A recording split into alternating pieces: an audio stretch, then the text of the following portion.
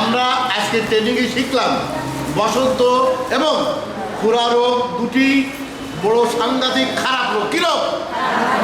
এই খারাপ রোগ থেকে পরিত্রাণ পাওয়ার জন্য আগেই ভ্যাকসিন দিতে। এখন ধরেন কোনো বাড়িতেই খুরা রোগ দেখা দিল, নাম কি তোমার? মিনা?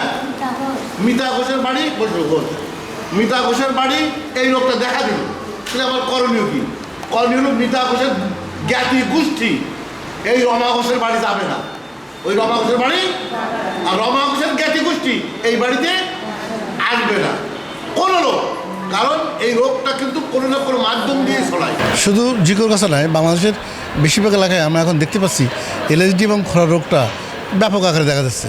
এই সমস্ত প্রশিক্ষণের মাধ্যমে এই খামারিদিকে আমরা প্রশিক্ষণ দিয়ে মাধ্যমে সুপারিশ করে থাকি যে আপনারা দয়া করে যে আপনার গরুরা যখন এলএসডি রোগে আক্রান্ত হবে বা এফএমডি রোগে আক্রান্ত হবে, এই আক্রান্ত হওয়ার আগেই তাদেরকে ভ্যাকসিন দিয়ে দেন। কারণ ভ্যাকসিন দিলে কিন্তু এদের রোগ আর হবে না, কারণ এদের রোগ হলে পরে চিকিৎসা করে তাকে টিকিয়ে রাখা কিন্তু বেশ কষ্টকর এবং খামারে কিন্তু অনেক টাকা ব্যয় হয়ে যায় এর পেছনে।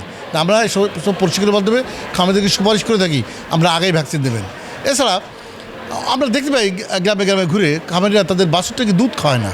ছোটোবেলায় পর্যাপ্ত দুধ তা দরকার, বিশেষ করে প্রতি 10 কেজি ওজনে 1 কেজি দুধ বাছুর অপরিহার্য, কিন্তু সেখানে আমরা দেখতে পেয়েছি এই বাছুর কিন্তু নানাবিধ করে অপুষ্টিতে ভোগে এই দুধ না খাওয়ার কারণে। এই সমস্ত প্রশিক্ষণ দেওয়ার মাধ্যমে এই খামারিদেরকে আমরা সচেতনতা ডেভেলপ করি যে তারা তার বাছুরটিকে বেশি করে দুধ খাওয়ায়, কারণ আজকের বাছুরই কিন্তু আগামী দিনে গাভী। অর্থাৎ সেই বাছুরটি যদি ভালো মতো দুধ পায় সে কিন্তু অল্প দিনেই 1 বছরের মধ্যে ডাক এসে যাবে, এবং যে বাছুর দুধ বেশি পায় সে কিন্তু দুধ বেশিও দেয়।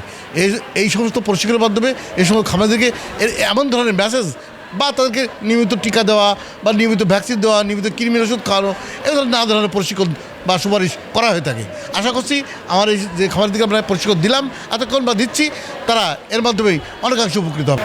তো আমাদের আজকের প্রোগ্রামের যে উদ্দেশ্য সেটা হচ্ছে ব্র্যাকের উদ্দেশ্য এবং বাংলাদেশ সরকারের উদ্দেশ্যের সঙ্গে অ্যালাইন করে। আপনারা জানেন যে ব্র্যাকে প্রায় 1 লক্ষের উপরে কর্মী রয়েছে, যার মধ্যে 70% নারী কর্মী। তো আজকের আমাদের অনুষ্ঠানের সবচেয়ে আকর্ষণীয় দিক হলো এখানে 100 জন যারা খামারি, ওনারা প্রত্যেকে মহিলা খামারি এবং ওই খামারের তারা প্রতিনিধিত্ব করেন।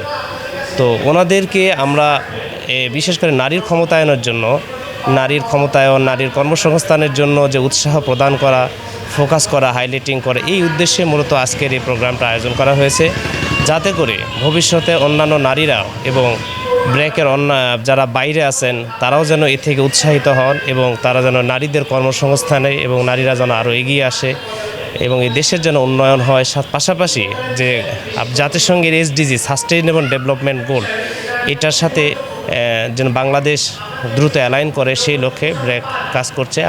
আমরা এখানে আসিছি গরু পালনের শিক্ষার জন্য। এখানে এসে শিক্ষা হলো গুটি বসন্ত হওয়ার আগে ভ্যাকসিন করতে হবে, আর হলো ওই খুরা রোগে ভ্যাকসিন করে নিতে হবে আগে। রোগটা হয়ে গেলে আর ভ্যাকসিন করা যাবে না, রোগটার আগেই ভ্যাকসিনটা করে নিতে হবে। কারণ আমরা কষ্ট করে একটা গরু পালি, কষ্টর মাধ্যম দিয়ে, সেটা যদি আমরা এটা না জানি না বুঝি তাহলে তো ওই গরুটা মারা গেলে আর্থিকভাবে অনেক ক্ষয়ক্ষতি হবে। খামারি একটা গরু মরে গেলে খামার মানে একটা শেষ হয়ে যায়, সেখানে আসলে কোনো কিছু বলার থাকে না। এই জন্যই তো আগেই এখানে এসে এই শিক্ষাগুলো পাওয়া গেল এবং এটা জানা গেল, জানার মাধ্যম দিয়ে সামনে আরও এসব ভুল ত্রুটি যাতে না হয় তারই জন্য অনেক শিক্ষা গ্রহণ করলাম এবং ভালো।